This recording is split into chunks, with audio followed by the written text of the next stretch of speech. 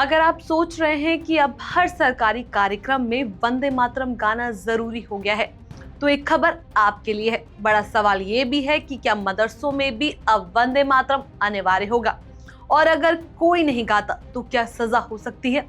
और सबसे अहम, क्या ये फैसला सिर्फ सरकारी स्कूलों तक सीमित है या अल्पसंख्यक स्थानों पर भी लागू होगा। चलिए पूरे मामले को आसान, साफ और तथ्यात्मक तरीके से समझते हैं। नमस्कार, मेरा नाम है चेष्टा नागर और आप देख रहे हैं द हिंदी टॉप। केंद्र सरकार ने वंदे मातरम यानी भारत के राष्ट्रीय गीत को लेकर नए दिशा निर्देश जारी किए हैं। सरकार का कहना है कि जब भी राष्ट्रीय गीत वंदे मातरम और राष्ट्रीय गान जन गण मन दोनों साथ में बजाएंगे या गाए जाएंगे, तो सबसे पहले वंदे मातरम प्रस्तुत किया जाएगा। इसके अलावा आधिकारिक रूप से अब इसके पूरे 6 छंद गाए और बजाए जाएंगे। खासकर बड़े सरकारी अवसरों पर जैसे राष्ट्रपति के आगमन और प्रस्थान पर, राज्यपाल के औपचारिक कार्यक्रमों में, सिविल इन्वेस्टर समारोह जैसे पद्मा पुरस्कारों के दौरान, जब राष्ट्रपति राष्ट्र को आकाशवाणी या टीवी पर संबोधित करे और जब राष्ट्रीय ध्वज परेड में लाया जाए। गृह मंत्रालय ने यह भी कहा कि जहां वंदे मातरम बजाया जाएगा वहां उपस्थित लोगों को सावधान की मुद्रा में खड़ा होना होगा। हालांकि सिनेमा हॉल जैसे सार्वजनिक स्थानों पर इसे बजाया जा सकता है, लेकिन वहां खड़ा होना अनिवार्य नहीं होगा। यहाँ एक और महत्वपूर्ण बात है, पिछले महीने खबर आई थी कि सरकार राष्ट्रीय गान की तरह वंदे मातरम को भी prevention of insult to national honour act के दायरे में लाने पर विचार कर रही है। इस कानून के तहत अगर कोई व्यक्ति राष्ट्रीय प्रतीकों का अपमान करता है या दूसरों को सम्मान देने से रोकता है, तो अधिकतम 3 साल तक की सजा हो सकती है। हालांकि अभी अंतिम कानूनी स्थिति पूरी तरह स्पष्ट नहीं है, लेकिन बहस तेज है। अब आते हैं इतिहास पर। वंदे मातरम 7 नवंबर 1857 को बंकिम चंद्रा चट्टोपाध्याय ने लिखा था। 1882 को ये उनके उपन्यास आनंद बट में प्रकाशित हुआ। मूल गीत 6 छंदों का है। शुरुआती छंदों में मातृभूमि की स्तुति है, सुजमलया सुफलया जैसी पंक्तियां, लेकिन बाद के छंदों में देवी, दुर्गा, लक्ष्मी और सरस्वती का उल्लेख आता है।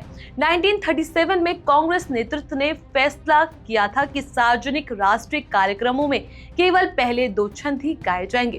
तर्क ये दिया गया कि बाद के छंदों में देवी देवताओं का सीधा उल्लेख है, जिसे मुस्लिम समुदाय का एक वर्ग धार्मिक रूप से असहज मानता है। अब नए निर्देशों में 6 छंदों के साथ इसे अपनाने की बात कही गई है। यहीं से विवाद दोबारा खड़ा हुआ। अब बड़ा सवाल ये है कि क्या ये नियम मदरसों पर भी लागू होगा। भारत में मदरसे ब्रॉडली 2 तरह के होते हैं। पहला, मान्यता प्राप्त मदरसे, जो राज्य मदरसा शिक्षा बोर्ड से एसोसिएटेड होते हैं। कुछ मामलों में सरकारी अनुदान लेते हैं और धार्मिक शिक्षा के साथ साथ गणित, विज्ञान, अंग्रेजी जैसे सामान्य विषय भी पढ़ाते हैं। दूसरा, गैर मान्यता प्राप्त मदरसे, जो समुदाय के चंदे, जकात आदि से चलते हैं और मुख्य रूप से धार्मिक शिक्षा देते हैं। संविधान का अनुच्छेद 29 और 30 अल्पसंख्यकों को अपनी एजुकेशनल इंस्टीट्यूशंस स्थापित और संचालित करने का अधिकार देता है। अनुच्छेद 25 धार्मिक स्वतंत्रता की गारंटी देता है। अनुच्छेद 19 अभिव्यक्ति की स्वतंत्रता देता है। हाल ही में सुप्रीम कोर्ट ने स्पष्ट किया था कि मदरसे अल्पसंख्यक एजुकेशनल इंस्टीट्यूशंस है और उन्हें धार्मिक शिक्षा देने का अधिकार है। हालांकि उच्च शिक्षा की डिग्रियों के मामले में यूजीसी के मानकों का पालन जरूरी है। सरकारी आदेश की भाषा कहती है कि ये निर्देश सरकारी कार्यक्रमों और सरकारी स्कूलों पर लागू होगा। इसका मतलब ये है कि सरकारी स्कूलों में वंदे मातरम अनिवार्य होगा, लेकिन जो मदरसे सरकारी अनुदान लेते हैं या राज्य बोर्ड से एसोसिएटेड है, उन पर ये नियम लागू हो सकते हैं। वहीं जो मदरसे पूरी तरह निजी और स्वतंत्र है, उनके मामले में कानूनी स्थिति अलग हो सकती है और यह मामला संवैधानिक अधिकारों के दायरे में आ गया। अब समझिए मुस्लिम स्कॉलर क्या कह रहे हैं। मौलाना अब्दुल अहमद नोमानी का कहना है कि इस्लाम एकेश्वरवाद यानी मोनोथिज्म पर आधारित है। अल्लाह के अलावा किसी और के सामने सिर झुकाना या पूजा करना इस्लामिक सिद्धांतों के खिलाफ है। उनका तर्क है कि गीता के कुछ हिस्सों में देवी दुर्गा की स्तुति है, जिसे मुस्लिम समुदाय धार्मिक रूप से स्वीकार नहीं कर सकता। मुफ्ती ओसामा नदवी कहते हैं, मातृभूमि के सम्मान में हमें कोई आपत्ति नहीं है, लेकिन जब वंदे का अर्थ पूजा या वंदना के रूप में लिया जाता है तो ये हमारे धार्मिक अकीदे से टकराता है। इस्लाम में अल्लाह के साथ किसी और को बराबरी पर रखना सबसे बड़ा पाप है। जमियत उलेमा हिंद के प्रमुख मौलाना महमूद मदनी ने भी कहा, वंदे मातरम के कुछ हिस्से धार्मिक प्रतीकों से जुड़े हैं। इसे अनिवार्य बनाना धार्मिक स्वतंत्रता के अधिकार पर असर डालता है। वहीं कुछ अन्य मुस्लिम स्कॉलर कहते हैं कि अगर गीत को केवल राष्ट्रीय प्रेम के प्रतीक के रूप में देखा जाए तो पहले 2 छंदों तक सीमित रखा जाए तो संवाद की गुंजाइश बन सकती है, लेकिन पूरा 6 छंदों वाला संस्करण धार्मिक बहस को जन्म देता है। अब यहाँ एक और पहलू समझना जरूरी है। मदरसे पूरी तरह संविधान के तहत वैध संस्था है। अगर उन पर अनिवार्य रूप से कोई धार्मिक रूप से विवादित गतिविधि थोपी जाती है तो मामला अदालत तक जा सकता है।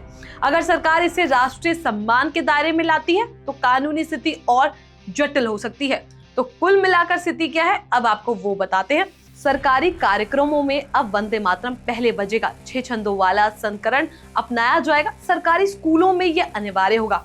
उपस्थित लोगों को खड़ा होना होगा, लेकिन मदरसों पर इसका असर उनकी कानूनी स्थिति, गवर्नमेंट एफिलिएशंस और भविष्य में आने वाले स्पष्ट निर्देशों पर निर्भर करेगा। अब असली सवाल यही है, क्या राष्ट्रीय प्रतीक और धार्मिक स्वतंत्रता के बीच संतुलन कैसे बनाया जाए? क्या इसे सांस्कृतिक सम्मान के रूप में देखा जाए या धार्मिक दृष्टिकोण के? आने वाले दिनों में संसद, अदालत और समाज तीनों में ये बहस जारी रहने वाली है।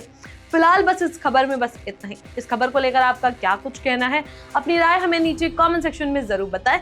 ऐसी और भी वीडियोस के लिए आप हमारे चैनल द हिंदी टॉप को सब्सक्राइब कर ले। इसके अलावा आप हमें एक्स, फेसबुक और इंस्टाग्राम पर भी फॉलो कर सकते हैं।